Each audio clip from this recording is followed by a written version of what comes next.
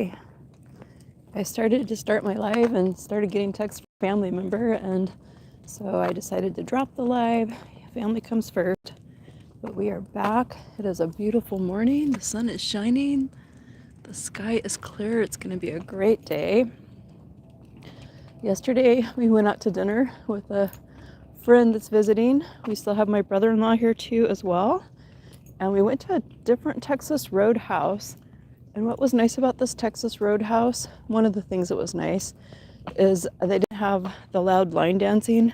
Like some of the Texas Roadhouses, a certain song comes on and all the staff starts line dancing, which is entertaining. But if you're eating out with people that are older, it interferes with their ability to hear and have conversations. So they weren't quite as festive at this Texas Roadhouse, and it actually made for a good meal for all of the people that were joining us last night. And something that I've really come to love about eating at Texas Roadhouse is I always seem to get the perfect steak, and I can get a 6-ounce steak, which is wonderful because I don't really need a big steak. I'm a small person. Oh, looks like Meg is ready to do her business. Let me get a bag out here. Just a moment. So yesterday I managed to organize myself a little bit. And here, hold on, let me clean this up just one moment.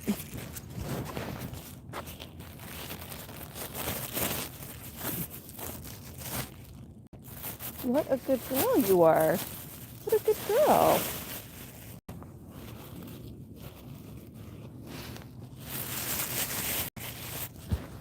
Okay, thanks for waiting.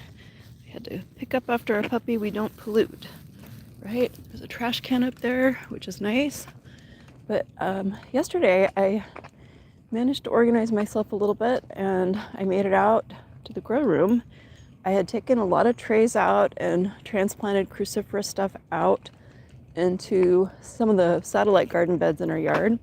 And so now I'm starting to replant some of those trays. So yesterday I planted a bunch of eggplant seeds, and I used this propagation kit, basically little glass containers of various shapes and sizes that a friend gave me for my birthday. And I cut a bunch of cuttings from the tomatoes. If you've been following us for a while, I had some tomatoes that I was trying to save the seeds from, and I left them soaking too long and they start germinating. So once that happens, you can't save the seed, right? So I just put the seed out. Some of those tomatoes have actually been making tomatoes, but some of the others didn't have time to make tomatoes. So I took cuttings off of these. And I put them in the little propagation cups in the water in the grow room because those will root. Sorry, I'm getting bombarded with more texts from politicians now. Oh well. 'Tis the season, right? So anyway, I took those cuttings and I put them in water in the grow room. And that's kind of nice because I'm ready to start some tomatoes from seed too. And I'm thinking, well, these ones will be a little bit ahead. I kind of want to stagger my tomato planting outdoors this year. One of my neighbors during the holidays was telling me that they have a neighbor that is really successful with growing tomatoes here outdoors, and they actually start planting theirs outdoors in February. Now you got to watch the lows, right? You got to make sure it's not too cold. But I think I've been waiting too long to plant my tomatoes now that I've heard this. So that means starting them sooner. And by taking some cuttings and putting them in water, I know they'll root. My mom used to do this in Alaska. She actually would have cuttings from her tomatoes, and she'd just keep them in vases of water all winter long, and they would actually be making baby tomatoes, cherry tomatoes, in vases of water, right? My mom was so talented. She was an amazing gardener. That's where I get my love of gardening from. God bless Mom, missing her. But yeah, so I took some cuttings and I have them in those cool propagation little cute glasses that my friend gave me in the grow room, lined up in front of the window, and started some eggplant seeds. And I put some more seeds out there because there's other things that I want to start. Like I figured out that turnips grow really, really good in that space. And I'm still trying with the cherry tomatoes. Our cherry tomatoes are actually starting to have some little cherry tomatoes that are getting ripe. In fact, our brother-in-law is still here, so I'll probably pick some of those to put in our salad tonight. Tonight we're going to eat at home, and he loves the salads I make, so I'm definitely a salad freak. And we're going to make some chili. I think that'll be nice. Kind of been doing a nice appetizer on the evenings that we've eaten at home. Just enjoying some of the stuff that we put up from our garden. So the eggplant caponata, and then we still had just a little bit of fresh basil out there, so I made some pesto. And this was the other day. We had some breadsticks from some bread we made, toasted. So yeah, I've just been trying to enjoy some really nice food and some really nice times here with family while they're visiting. Hey, Shannon Von Essen, welcome to the channel. How you doing today? So are you guessing me on the plant propagation or the food or just loving life? Oh, Shannon, I'm so glad you love our dog. You know, we rescued her.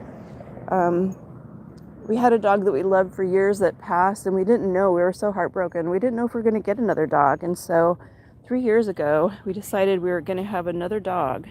And so we went to the shelter, and we adopted her from the animal shelter. Morning! We weren't going to get a puppy because there's so many animals that are abandoned here. When we adopted Meg, there was 140 dogs a day being abandoned at the shelter. Thank you so much. And I'm not going to lie, it wasn't without its challenges.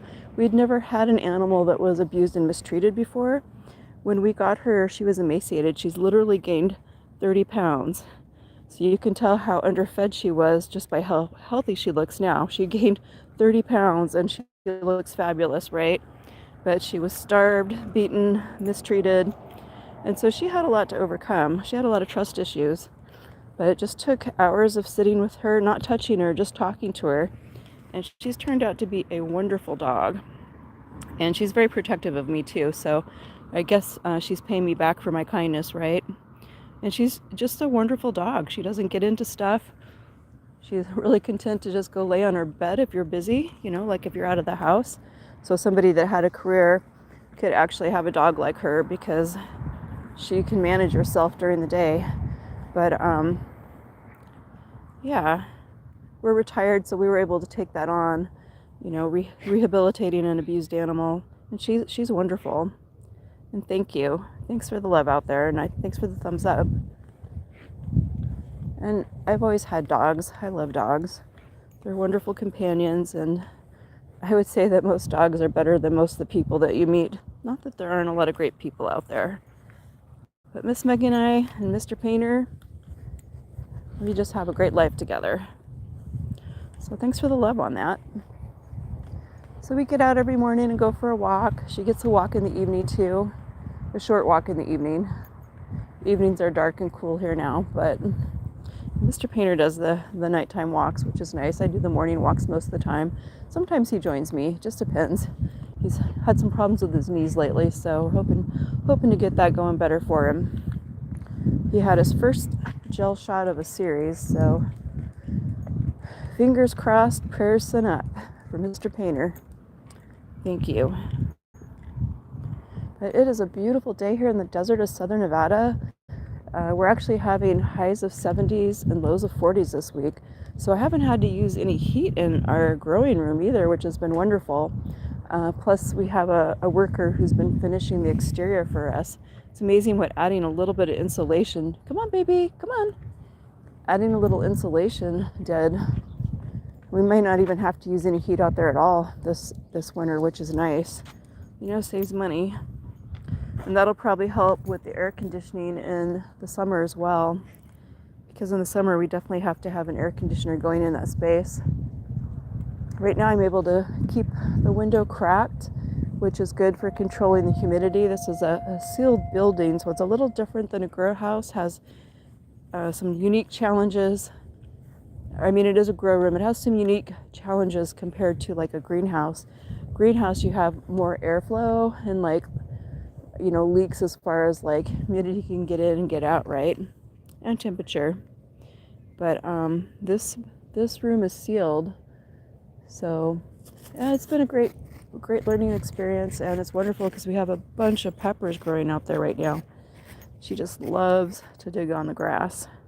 I don't let her make holes though. It is a gorgeous day today. I'm starting to work on getting some of my stuff packaged up, all the gifts that I've been making. The lotion, oh my gosh, this lotion turned out so good. If you see my video, it's not my best video that I've done. I'm a little disorganized in it, but super easy to make that lotion. It smells so wonderful, and it's only got a few ingredients in it. It's definitely better for you than something you buy from the store. I would say it's pretty equivalent to buying a product from Lush. If you've ever shopped at Lush in Las Vegas, they have very high-end natural products, right? And you can make this so affordably. And I love that I can just make it. I'm like, oh, I'm out of lotion. And you actually can make this lotion as hair conditioner as well. You just change the oils, right? So instead of using like a sweet almond oil, which is what I use in the lotion, you could mix it up. You could use some other things too. If I want to make conditioner, I use jojoba oil. You could use argan oil. So depending on what you want to do with this recipe, it actually is very versatile. And I love using my own natural products, scented, I should say, with essential oils, right? No chemicals. I personally am allergic to commercial fragrances, and essential oils are wonderful because I don't have an allergy to those, I guess because they're natural. And so I can have things that smell nice, that are natural, that I'm not allergic to by using the essential oils and the homemade lotions and the homemade soaps too. We're still perfecting our soap. I think we're really close on that. I mean, it's set up. It's wonderful. I really want to try it again, but I haven't had time. We've been blessed with company. So anyway, I'm just loving this beautiful day with my dog out here enjoying our walk. And I sure appreciate a little company on the walk today. Shannon Von Essen, thank you so much for joining us. If you enjoy our content, give us a little subscribe and a like. Thanks so much. Have a blessed day. Thanks for watching.